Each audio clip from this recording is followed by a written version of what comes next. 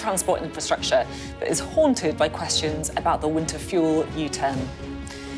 The Chancellor insists her spending review will set Britain on the road to higher economic growth, but as she trumpets the winners, we'll look at what areas are set to feel the squeeze. We've still got a week to go until we see the actual spending review, but Sam Coates has been finding out what AI makes of it all. We've got the results coming up. Also tonight, anger inside and outside Parliament as MPs join protesters demanding the government acts on Gaza. Donald Trump spares UK steel from a new 50% tariff rate, but is Keir Starmer's trade deal with the president falling short of expectations?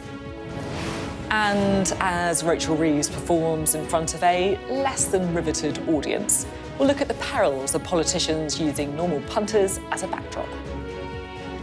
No chance of a snooze-a-thon tonight with our duo Eddie Dempsey and Anne-Marie Trevelyan, who'll be with us for the next hour. It's Wednesday, I'm Sophy Ridge live from Westminster, and this is the Politics Hub.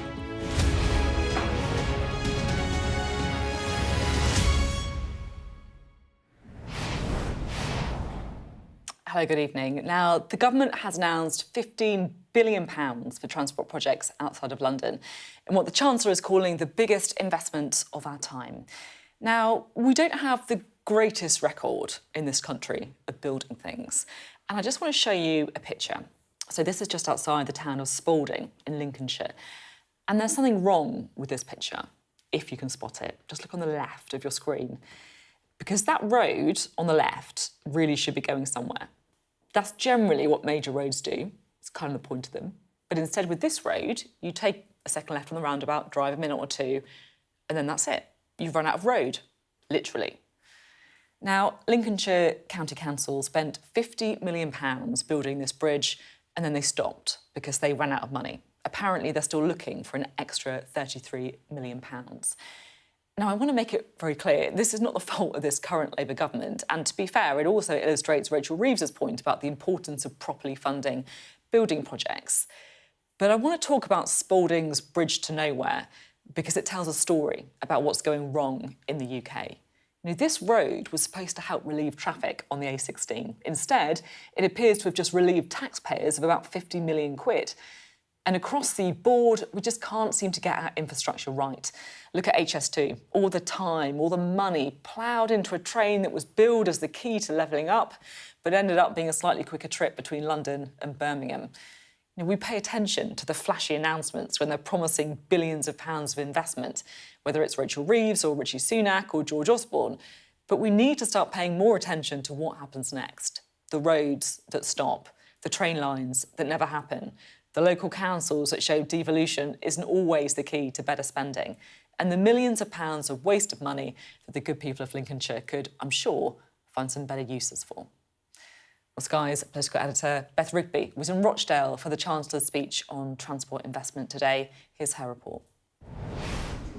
The Chancellor preparing for her moment, no doubt feeling the pressure as she puts the finishing touches to a spending review that Labour hopes will reset its relationship with voters losing the faith.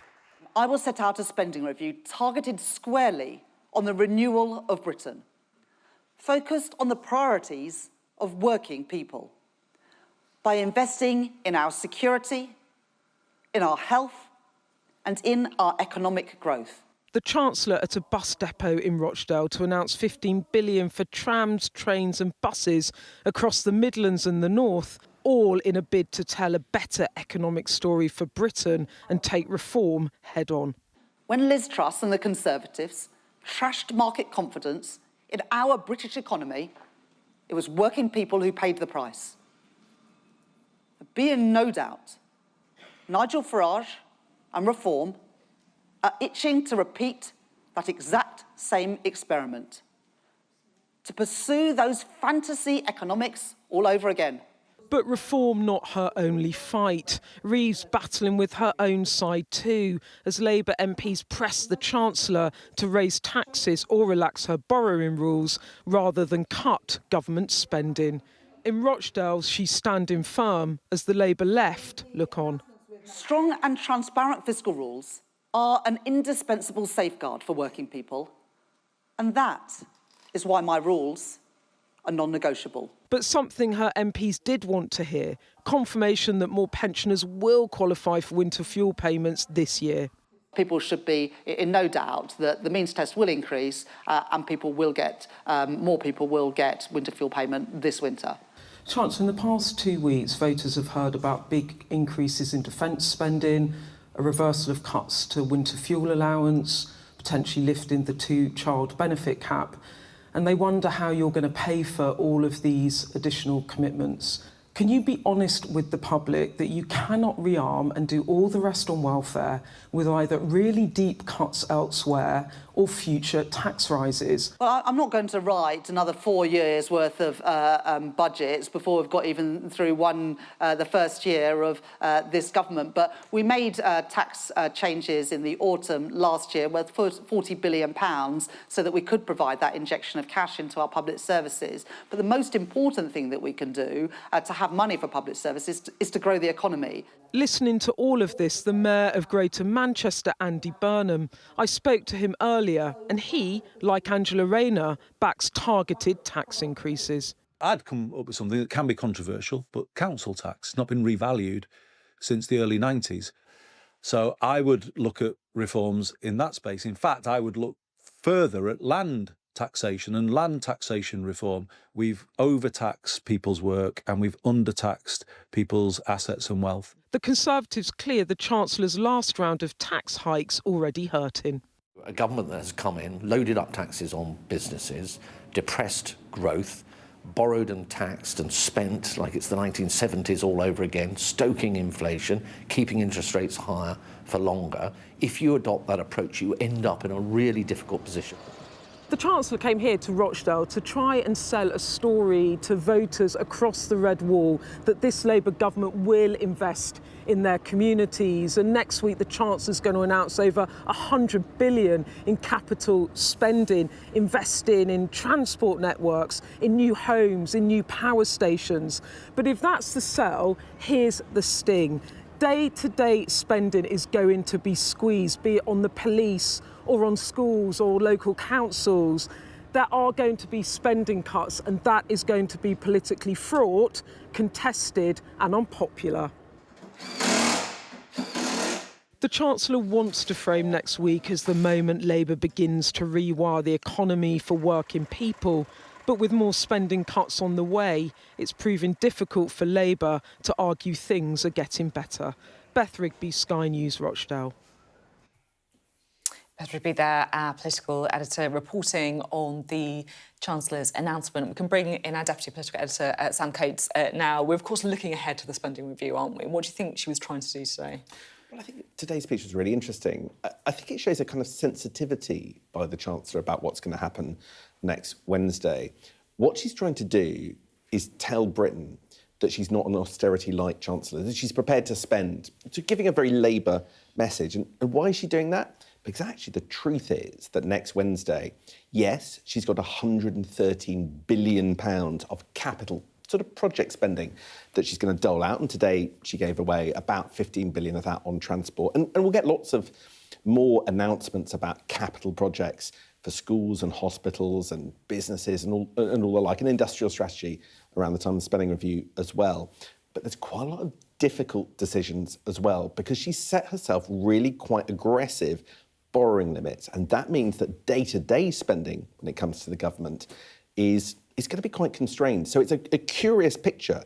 She's trying to tell you all the good news, but there is quite a lot of difficult news to come. So what is it? Well, I've used a rather unconventional technique to try and find out. Have a look at this.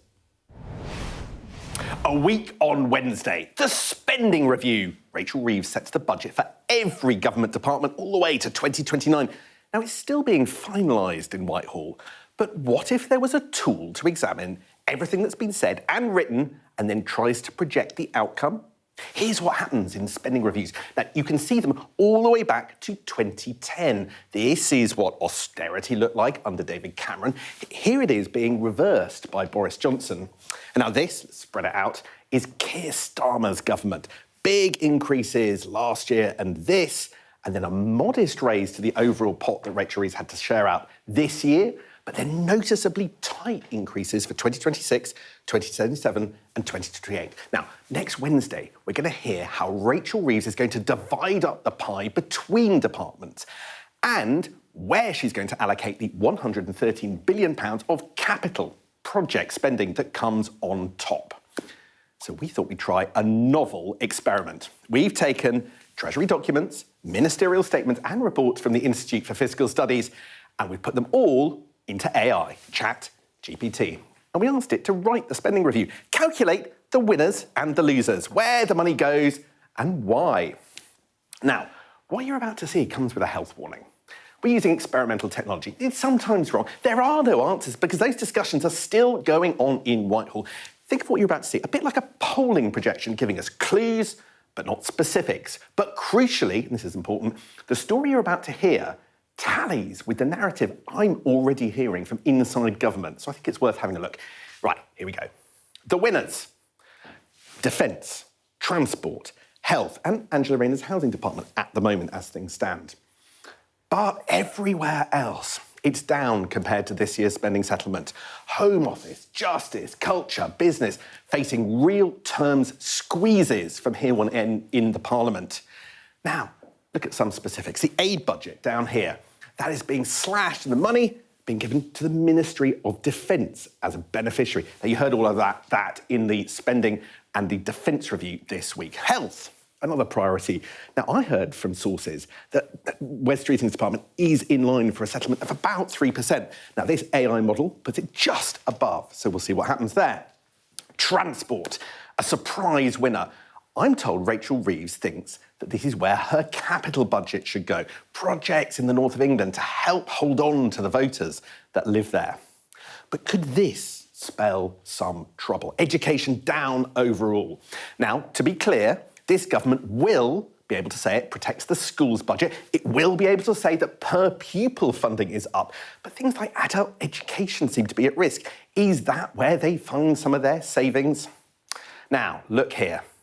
Other places, Home Office down. But is that just falling asylum costs or more? Energy, I am told that they are still haggling over the merits of solar panels versus home insulation. Justice?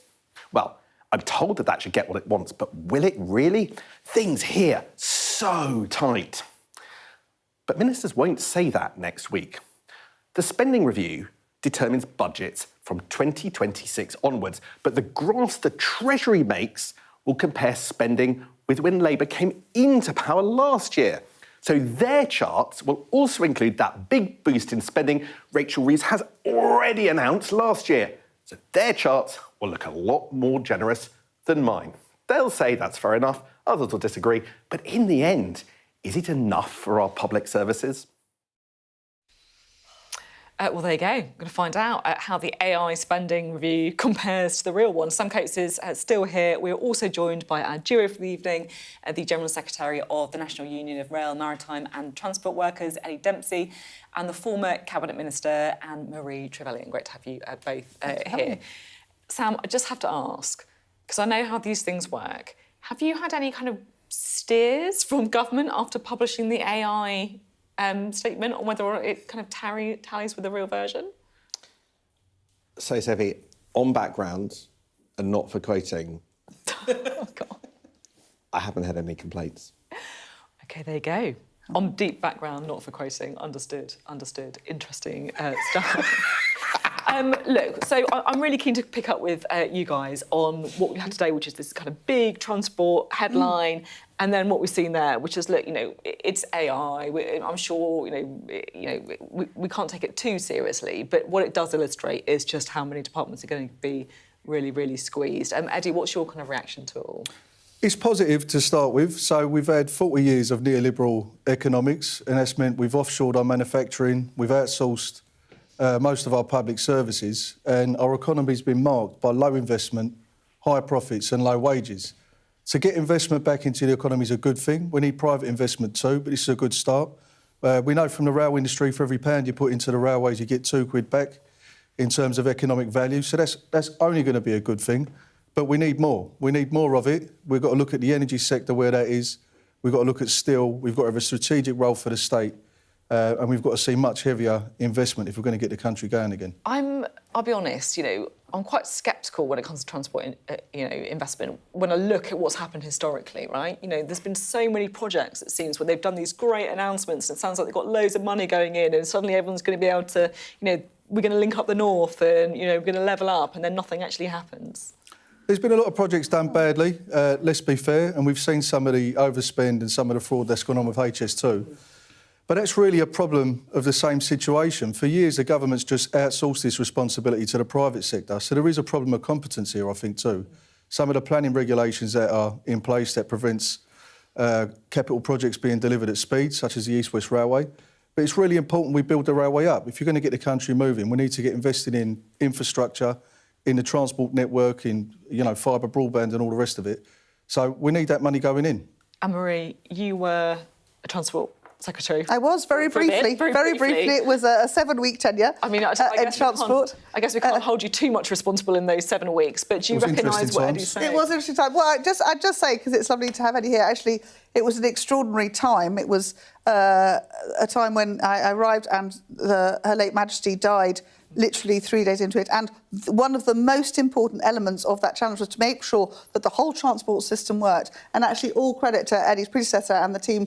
They absolutely pulled out the stops. It was an extraordinary time where we made sure that everybody in the UK and globally who was coming to this extraordinary moment made everything work. So it was one of those things where actually your predecessor, Eddie, came in and we sat down and I said, can you make everything work? No strikes, no nothing. And he said, yeah, of course we can.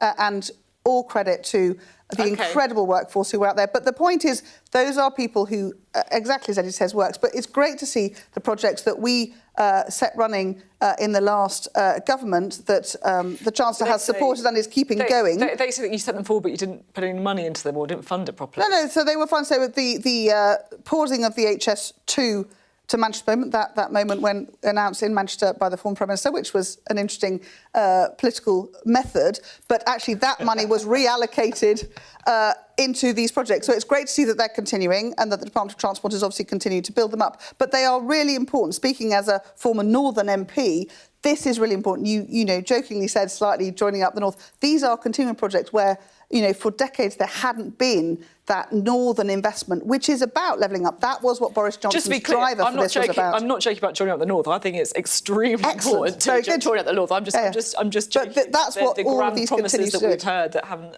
come to fruition, Sam. One of the big things that Rachel Reeves was talking about today was she was tearing up, as it were, the existing, what's called the Green Book, which is a Treasury manual about how you decide which projects get the green light and which projects don't, on the basis of how much growth they bring the country. And she's made a big play of this, and we've read about it in columns, and she talks about it today. I'm extremely sceptical that what Rachel Reeves was talking about today is going to make the kind of difference that she claims. Because I was doing quite a lot of research about this. The Treasury Green Book is torn up about every 3 years. Boris Johnson did it in 2021. And I did a comparison and asked, well, what, as a result, happened after the Treasury Green Book was torn up in 2021 and it was reprioritised so that projects out of London did it? And it listed about, I got hold of about 5 projects, a Leeds station and a couple of other projects that did it. And then I was trying to find out, well, what's happened to them? Well, they all got stopped for other political reasons. And this is the point. Projects don't get off the ground in the UK, partly because the Treasury doesn't think they're going to generate enough growth, generate enough investment. But the reason they never actually happen, why passengers don't start using that station or using that road, is because politics gets in the way as well. There are so many blockages in the UK system that just because she's changed the rules for the Treasury doesn't mean any of this stuff is going to happen. Really interesting conversation. Thanks, Sam, and thanks, guys. We'll have lots more from you throughout the programme as well. Well, on this, I did speak to the Transport Minister, Lillian Greenwood, a little earlier. We touched on that growth question that Sam was talking about too. Let's have a listen. Thank you very much for being on the programme. So you're spending £15 billion on new transport infrastructure, which is a lot of money. What are you spending it on? So this is money that we're giving to city mayors across the North and the Midlands and down in the South West. This is to enable them to make choices about the right things for their regions, but spend it on improving walking, cycling, buses, trams and local rail services. But the key thing about this is about it unlocking economic growth. For too long, those regions have been held back by not having the investment that they need in their transport infrastructure. Today is about doing something different. It's about giving them long-term certainty so that they can make these investments. And I mean, if you want real examples, I'd be very happy to do those. So you say the key is about unlocking growth. How much growth is it projected to unlock? Well, there's huge amounts because we know that they've been held back for far too long. So what is the number then? I haven't got a number for you. But you just said the whole key of this policy is to unlock economic growth, and you don't even know how much it is. Well, because we know that when we improve transport connectivity, it allows our regions to function but you more can't just expect everyone just to, take that on, the states. Like, have you not done the projections? I don't have those numbers in front of me. But is that because you haven't done the projections, so, the government hasn't done them, or because you just haven't got the numbers in front of you? You know what? I admire that. You've just said that. Fair enough, So we're going to take it at your word that this will unlock economic growth. I think it's fair to say the country hasn't got a great record when it comes to transport infrastructure and transport investment. I'm thinking about HS2. We're talking on the programme about a relief road near Spalding that the council ploughed a load of money into, then just ran out, and so they just stopped that. How should we be sure that this is going to be any different? I think what's really important about this is that we're giving those city mayors long-term certainty. This isn't about announcing projects but then not providing the funding. But how do we know they're going to do the good job, Because, it's fine to say, devolution is great, which I'm sure it is in lots of ways, but that doesn't necessarily mean that these projects are going to run on time or be any good. Well, we're going to be holding them to account for delivering on the outputs that they agree with us. But because they got long-term certainty, that allows them to get on and plan and get spades in the ground and deliver these projects. And it's things like, in Greater Manchester, they're looking to electrify the whole of their bus fleet, which is obviously good not only for the customers who are going to be travelling on those new buses, but of course you talked about economic growth. Obviously, when we order new buses, that creates new jobs in the bus manufacturing sector. It's about building new mass transit systems in West Yorkshire. There's been talk for years of having a mass transit system across West Yorkshire. Finally, we're saying spades in the ground by 2028, and those new services by the mid-2030s. In my own region, it's about improving the connections between places in the Trent Arc and those growth places like East Midlands Airport, like Ratcliffe-on-Soar. I don't think anyone would dispute the importance of roads, railways, being able to walk, cycle, transport, right? It is really important. But money is awfully tight at the minute. And I'm just looking at the news recently, police chiefs warning today they're going to have to make choices about what crimes to investigate. The Domestic Abuse Commissioner saying support for victims is being pushed to the brink. Are you comfortable with your department getting this amount of money over other departments? Look, this is about capital investment. This is money that we're spending in order to invest in our economy, in order that we can create jobs, link people to opportunities, unlock housing growth. All of those things allow our economy to flourish, and that's precisely what delivers the tax receipts that enable us to make further investments into public services. This is why it is so important for the long-term future of the economy, and we've been held back by lack of connectivity in those regions. I'm keen to talk to you about winter fuel, if I may, because the government's confirmed today, the Chancellor confirmed today, that more pensioners are going to get that this year, those payments, so it is a U-turn. The Prime Minister, though, said that the improving economy is what's allowed them to make those changes. And I'll be honest, I am a bit puzzled by that. How has the economy improved since July, which was when you announced the winter fuel cuts? Well, look, we've seen interest rates come down 4 times since July. Obviously, that's delivering an improvement for individuals, for everyone who's got a mortgage or perhaps whose rent is linked to the fact someone else has got a mortgage. We've seen the fastest growth in the G7. That's got nothing to do with government money, though, has it? Interest rates? It depends on creating economic stability absolutely affects interest rates. We saw the disaster that people felt after the Truss government took. So you can point to interest rates coming down, but if you look at basically every other economic predictor, it's got worse since then. Look at growth. What you've been talking about in this interview is a key to everything. In October, the budget projection was that growth would be 2% this year. In March, the OBR halved that to 1%, and that's before the Trump tariffs and everything kicked in. The OECD just yesterday, downgrading UK growth again. How has the economy improved to allow you to make this change in winter fuel? I don't understand. We're starting to see signs of improvement. If interest rates come down, that cuts our borrowing costs. We've got the fastest growth. Debt levels are worse since July, considerably worse since July. Inflation is worse since July. Growth forecasts are worse since July. And yet this government is saying that it's the improving economy that's allowed it to make changes in winter fuel. I mean, you can see why it feels like we've just been taken for fools.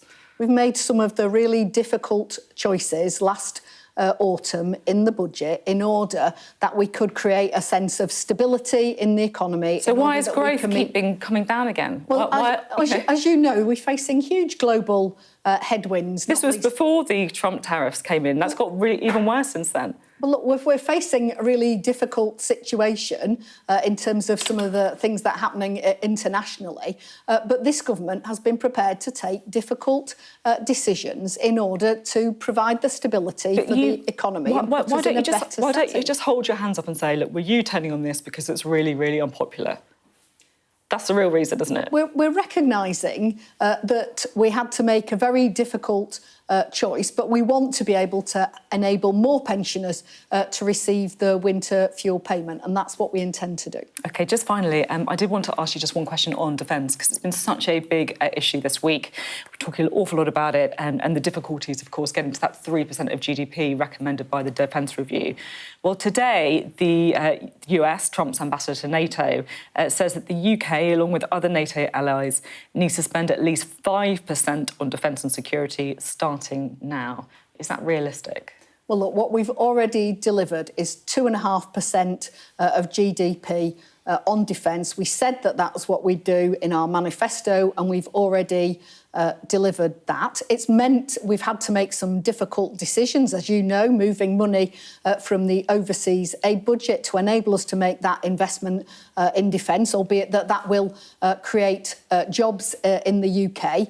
We've got an aspiration to reach 3% in the next Parliament, but we're not going to make that commitment until we know how we can pay for it. But that's the ambition, and that's what we're determined to do. OK, thank you very much indeed.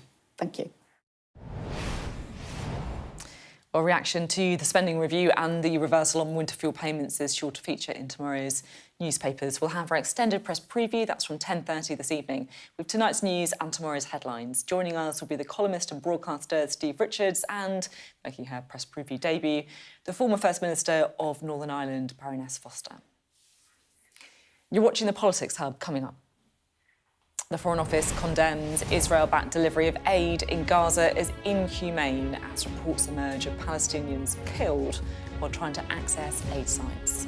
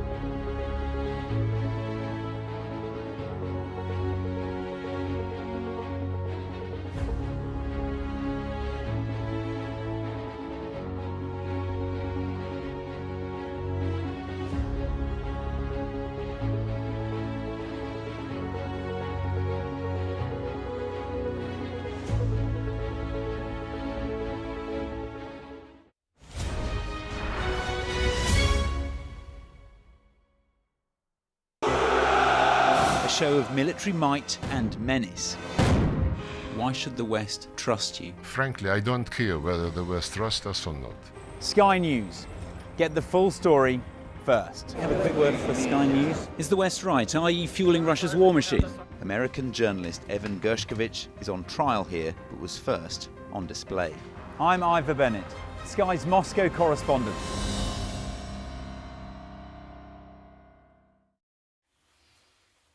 Welcome back now to Gaza and growing condemnation from the British government over the operation of Israeli-run aid distribution to civilians in the Gaza Strip.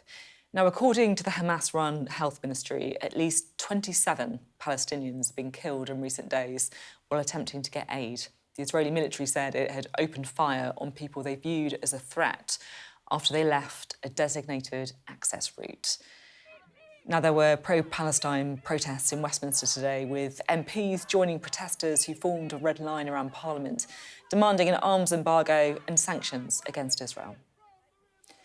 And in some of the strongest language we've heard, the government Foreign Office Minister Hamish Faulkner told the Commons that Israel's methods of delivering aid were inhumane. Israel's newly introduced measures for aid delivery are inhumane, foster desperation, and endanger civilians. Israel's unjustified block on aid into Gaza needs to end. It is inhumane. Israel must immediately allow the United Nations and aid partners to safely deliver all types of aid at scale to save lives, reduce suffering, and maintain dignity. It must ensure food and other critical supplies can reach people safely where they are across the whole of the Gaza Strip. We're going to speak now to our political correspondent, Rob Powell. Rob, strength of feeling, of course, inside the House of Commons and also outside of this protest. Yeah, and I think a sense from government that the language over the last few weeks has been gradually getting a bit harder towards Israel as well. I think it started with that joint statement with Canada and France last month. Today you heard the minister there saying that the new way of delivering aid was inhumane. I think the frustration you had from many MPs in the Commons today was about why that language, that hardening language, wasn't matched with hardening action as well. And I think in terms of why that is, when you look back at how Labour in opposition and Labour in government has sort of moved diplomatically on Israel, they tended to have moved as a pack. So when other countries, non-US Western allies, have changed, they've sort of changed with them. So there's a sense maybe they don't want to go it alone here. I think it comes back to as well, linked to that, this premise we saw in the arguments over when to call for a ceasefire, of it's no good just calling for things. You have to be sure that you can try and make things happen as well. So I think what's probably going through the minds of ministers is if we are to move on, say, sanctions against Israel or looking again at trade links between the UK and Israel, who would that benefit? What would it do right now at this point in time? And would it ultimately actually alleviate the suffering on the ground in Gaza? Now, one person that does want all of those actions and more is the former Labour leader, Jeremy Corbyn, now an independent MP. He presented a bill to the Commons today, a 10-minute rule motion, calling for a public inquiry into the UK's involvement in the war in Gaza. This is what he said when he was presenting it. Our government is admitting its complicity in what are quite clearly war crimes. I find this truly astounding. The government is telling us loud and clear that its participation in this programme is more important than upholding international law and the Convention on Genocide. It's very simple. Until this government ends the sale of weapons to Israel, it will remain complicit in the mass murder of Palestinians in Gaza at the present time.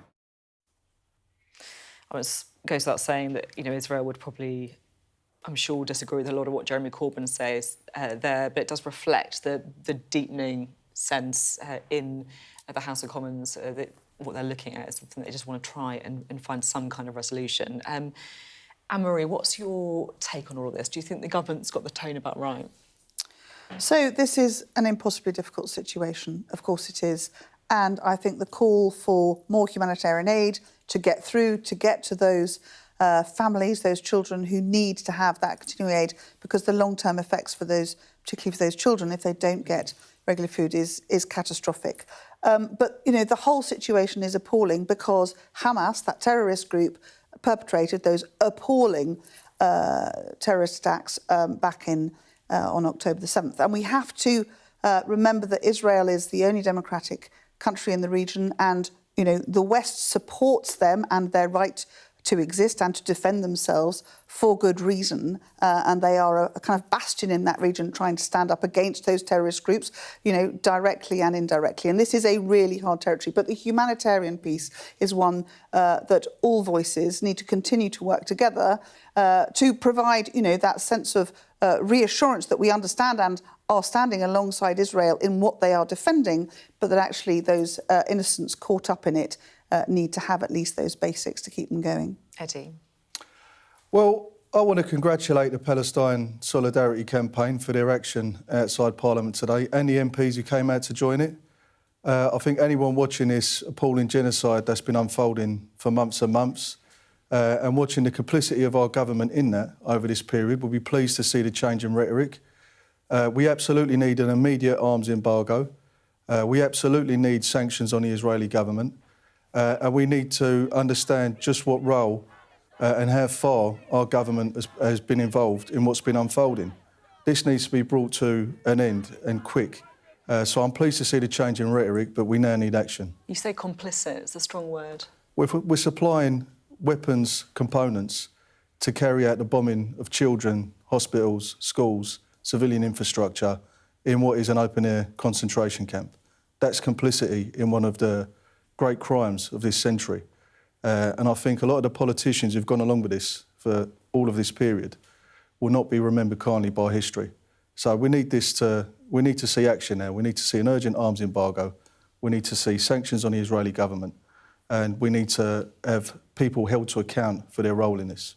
I mean, you spoke earlier, didn't you, Anne-Marie, about the right to defend themselves of Israel. Is that something that you still kind of hold in light of what we've been saying? Yes, absolutely. I think the understanding of Israel and a safe place for those who are Jewish, and that cornerstone, if you like, remains a really important part for me of the global order and how we do that. But importantly, and Eddie makes an interesting point, but they are defending themselves and fighting back after that appalling terrorist attack. And the reality is that Hamas, this terrorist organisation, has put itself in places where, to reach them, they have got effectively innocents caught in it, in those schools, their tunnels underneath and so on. So it's an unbelievably difficult situation. But the really most urgent point, of course, is getting that humanitarian aid so those innocents can continue to have the basics until such time as hopefully a ceasefire can be agreed. And, there are faltering steps that keep trying to happen and not getting there yet, but we have to all work, and the diplomatic corps across the world is working to try and find a way that can get them to that position. The aid, as you say, it's just been horrifying, hasn't it? So thank you both very much indeed, and thank you, Rob, as well, for bringing up to speed on that story. Let's talk now about the tariffs imposed by Donald Trump, because the White House has doubled duties on most steel and aluminium imports, but says the UK doesn't have to pay yet. We'll have more on that story coming up next.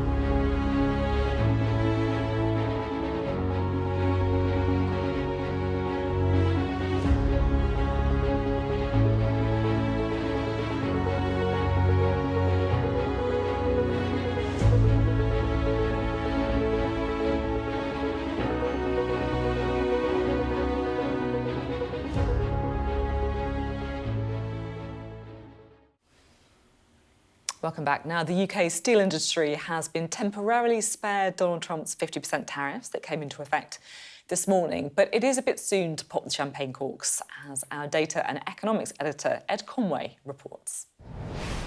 It's worth just giving you an update on where we are with this big story, and it certainly is big. When you look at this chart, you really get a sense of that. It's a historic chart of the level of US tariffs on all goods going back to the 19th century, late 19th century, and where we are right now is the highest level of tariffs since 1939. They are in place right now. And if you look at other specific items, so that's across all goods, but look at specific things like, for instance, steel and aluminium, and golly, I mean, look at this chart, OK? So this is showing you specifically steel and aluminium. It was 25%. That was already historic highs.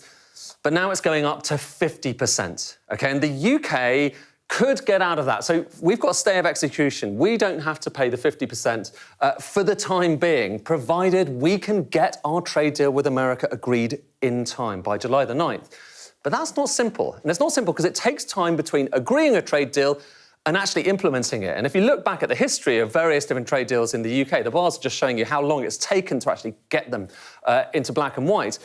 UK accession to the CPTPP, that's kind of a trade partnership, 625 days. Deal with Australia, 714 days. Last time we were trying to reverse trade tariffs, 71 days. And right now, we're on 28 days. So we've done 28 days. We have up until the 9th of July, which is 63 days, to get this done in time, or else who knows what's going to happen. And there's a lot of stuff that needs to be agreed. So if you go into the small print, OK, so this is the small print as we have it so far. There's not much of it. But what we do know is, for instance, OK, there's cars, looks relatively simple, but actually there's still some big question marks over who's actually going to get the quotas. Is it first come, first serve, for instance? Pharmaceuticals, lots of question marks there. And when it comes to steel and aluminium, well, for instance, one of the things that the US is very, very particular about is they want any steel imports into the US that are going to be excluded from those tariffs to be only melted and poured in the UK. Now, why does that matter? It matters because if you look at the UK and where we make steel, OK, so two big places, for instance, Port Talbot and Scunthorpe. You've got blast furnaces there, or at least you did until recently in Port Talbot. They've shut down the blast furnaces there, so they're not actually melting steel in Port Talbot. Instead, they're importing lots of it from the Netherlands and quite a lot of it from India as well. So that they need an exception. And are they going to get the exception? No one knows, but it takes time. Same thing across in Scunthorpe. So they do have blast furnaces. They are melting steel there in Scunthorpe, but British Steel, it's actually technically still owned by the Chinese, by Jingye, even though it has been kind of nationalised by the government. So you see the issue. All of these complexities, meaning it's taking longer and longer to come up with this final agreement, and that raises the question of whether we are going to have to pay those higher tariffs. Right, let's bring in Eddie and Anne-Marie again. I feel like this is making my brain explode, Eddie. Well, I think it shows that the experiment with neoliberalism is coming to an end, and we can't be a collection of banks with a country attached to it. In these circumstances, we've got to rebuild the country. That needs investment. That means ownership of steel and energy and other strategic industries, so we can rebuild manufacturing, which we've offshored. We can rebuild our public services. So we need to find a way to live in this new world, and that's not going to come about through trade deals alone. It's going to come about through the rebalancing of our economy and real investment. Do you agree with that? So trade deals are a really important part of helping that growth, that creation of new wealth to come through. And obviously in getting to our Brexit position, we regained the ability to do that and to control that growth. And really importantly, we need to make sure that the underlying frameworks for business... Control the growth, but it hasn't really controlled it. What controlled it at zero? I mean, it's not really... Well, so, the world has been, bumping around with a whole series of global challenges over the last few years, and businesses are, continuing to trade. But, COVID was hard, the energy prices as a result of the Ukraine war, those spikes, all of these issues have made all of this hard, without a doubt. But we need to make sure that we are reducing regulations so that it's easier for business to make those choices, to make those trade opportunities greater. Now, the challenge is, so I was the Trade Secretary last time we were trying to, well, after Trump had come in and put steel tariffs on round Trump 1, and unravelling those took, well, Eddie had the chart, it was nice to see how long it took me to unravel those, and it's sort of frustrating having been through that conversation with the Department of State in the US and got to the point where we all agreed that what the UK sells in steel terms to the US is mostly highly specialised steel for their defence industry. So it's not vast amounts of steel for cars, it's not the swamping that the Chinese do into the European markets. It's very specific. So we need to get to a point where this is done. But negotiating the finer points of any trade deal is a bunch of lawyers in a room, literally word for word. It's really complicated stuff, and it just can't be done in a hurry. So I have no doubt, knowing the team as well as I do, they'll be working flat out to get to that July the 9th date. Eddie, I'm interested in what you think about Trump, because I was listening to your kind of answer there about, the neoliberal consensus has got to end and, we've got to rebuild the economy, reimagine it. I mean, that's kind of what Trump's doing, right? Yeah, I think this is a project that's spanned 40 years that's coming to its end. I mean, Trump's doing what he's doing. But I think in Britain, what we've seen, and in Western economies across the piece... Do you think that is the model, if you like, make America great or I'm not sure British, I know what his model is, but what I do know is we've seen, over those years, a dramatic shift of global wealth to a very small elite. We've seen a burgeoning middle class in developing economies, and working class people, middle class people in Western economies have all had stagnating wages and falling living standards.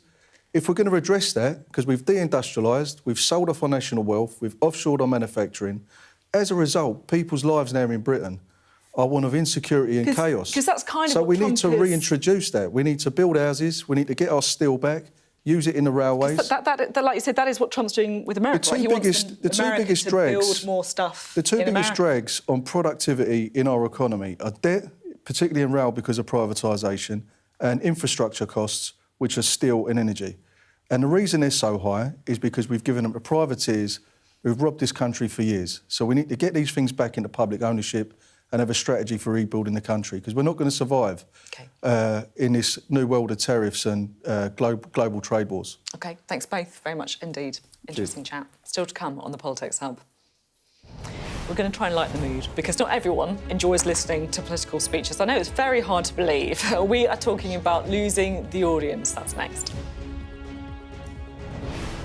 Coming up on the UK Tonight, a special report inside a hospital at breaking point as staff struggle to cope with the surge in mental health patients.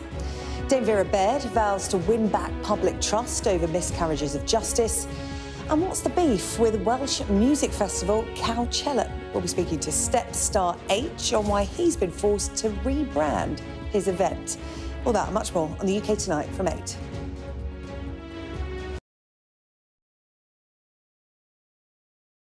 What might happen if Russia attacked the UK? This is clearly an enormous show of force. It is definitely out of the ordinary. We ran a war game with former ministers back in the hot seat. Ben Wallace. Amber Rudd. Jack Straw. It's the kind of war game that's genuinely tested inside government. The Russians are signalling that there may be an attack. Russia knows our weaknesses, but do you? I'm Deborah Haynes. From Sky News and Tortoise, this is The War Game. Listen wherever you get your podcasts. Mayhem in the Middle East, rippling in America's West. Get back! Get back! The resolve of these protesters is now being seriously tested. I saw police being forced or pushing young men and women to the ground as they made almost 100 arrests. None of this is a peaceful protest. I'm Martha Kellner, and I'm Sky's US correspondent based here in Los Angeles. How are you feeling? I am angry. It is an anti-woman agenda. Will the cold affect your voters? Well, we have a lot of tremendous support, but it's nasty out there. Anybody else? Should the Defence Secretary and the Vice... Wait, what country are you from? From the UK? Okay, we don't give a crap about your opinion and your reporting. Why don't you go back to your country where you have a major migrant problem? President Biden, do you trust President Xi? President Biden says that this meeting went well. He said real progress was made on a whole host of issues. Will your candidates win? I hope so. I think they will. I think they're great candidates. There's no doubt that Kamala Harris and her team are harnessing the power of social media. Do you think Kamala is brat? Kamala's brat. Are you scared? Yeah, we were scared. It was terrible. Strong wind, building tearing down. As them say, God works, so we can't do nothing. The people here know that worse storms may well be on their way. Sky News, get the full story first. Free wherever you get your news. Ghislaine Maxwell has pleaded not guilty to all 6 charges against her. Mum, how are you feeling today? Jeffrey said, you answer to Ghislaine, you just don't cross her. Hello, welcome back to the Politics Hub. Now, we brought you Rachel Reeves' speech at the top of the show, and as has become the norm with these things, she used regular people as a backdrop. But not everyone seemed that impressed. Just pay attention to the man behind her. The central barrier to economic growth has been underinvestment. For too long, Britain has lagged behind every other G7 economy when it comes to business investment as a share of GDP. Reforming our pension system to unlock billions of pounds of investment in British assets. The prosperous United Kingdom depends on the economic strength of all its parts. They will mean businesses connecting with workers, customers, and supply chains.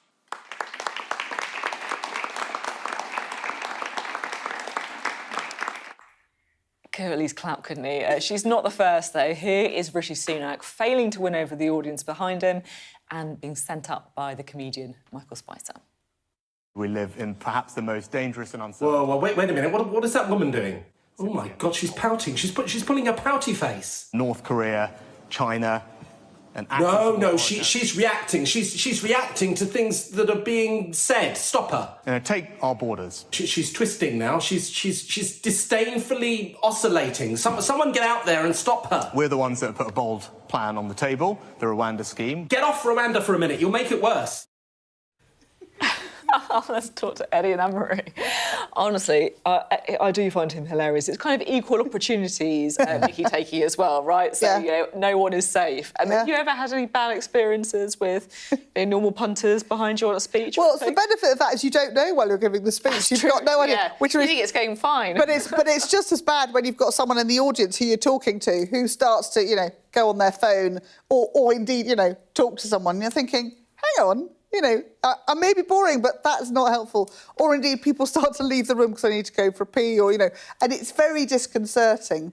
But this is fine when you're delivering your speech, but then, of course, afterwards, it's like if you're the Gordon Brown standing under an exit sign, you know, it's those sorts of things that you realise that you've effectively been caught in an imagery you can't do anything about after the fact. And it is the image, isn't it? I'm thinking, you know, from, you know, the kind of banana for David Miliband or, you know, the bacon sandwich, these things just really stick. And they stick, Why do people risk it with members of the public? I don't know, we do that sometimes in some of our stuff, but we haven't got strong ground to stand on here. If you've been to some of the trade union meetings I've been in, there've been speeches that put a glass eye to sleep, so, you know, it's just how it is, I suppose. What happens in the audiences at the trade union meeting? You get people I suppose if you speak to anyone for 50 minutes straight, they'll be struggling to... No, it's true. It's got to be funny to last that long. It's the timing, got to be funny. It's a good point, isn't it? Timing and humour, both. I mean, how Rachel Reeves she spoke for an awful long time today as well, didn't she? Did she? And it's a serious subject, you know, interjecting. And it's quite difficult as a female politician to make jokes. It's very much more difficult for female politicians to deliver humorous speeches than it can be for some. You know, Boris would break it up with a joke or some mad word spin or something, which does at least kind of wake you up and, you know, keep you going in the audience. But, a very earnest speech on transport investment probably isn't going to have your audience you know, jumping up and down with excitement. Sorry. Let her get away with that. Sorry. Try pensions. Really get the crowd going there with a few pensions contributions. Boring but important.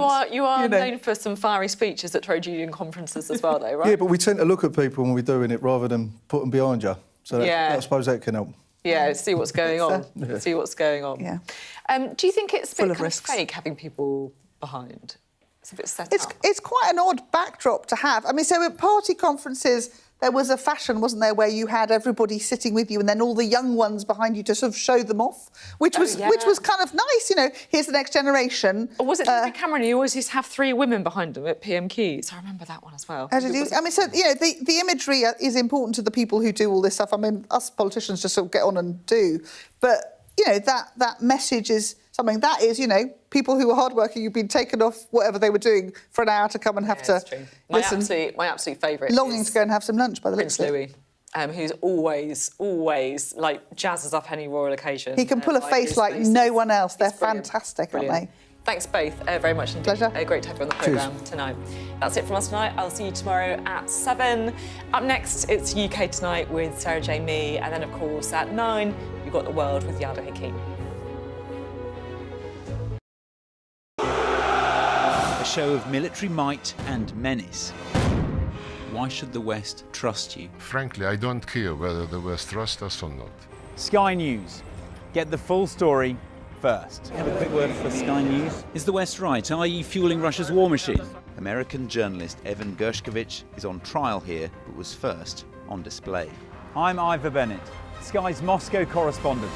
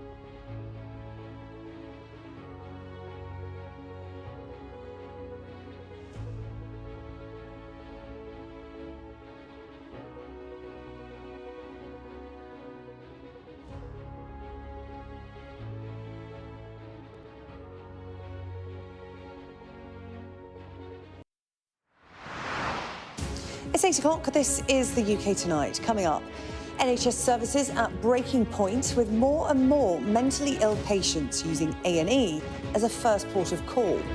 We spend 24 hours in an emergency department forced to use extra security to avoid being overwhelmed. Our health correspondent Ashish Joshi has a special report. Also tonight, a body is found in the search for a Scottish man who went missing in Portugal. Greg Monks was on a stag do in the Algarve when his friends lost contact with him a week ago. His family has described the unimaginable devastation his disappearance has caused. Plus, Dame Vera Baird's mission to restore public faith in the UK's legal system as she takes charge of the body responsible for acting on miscarriages of justice. And the music festival in Wales forced to change its name after getting into some beef with the big boys. We'll be joined by the celebrity organiser, Ian H. Watkins. All that's come and much more here on the UK Tonight.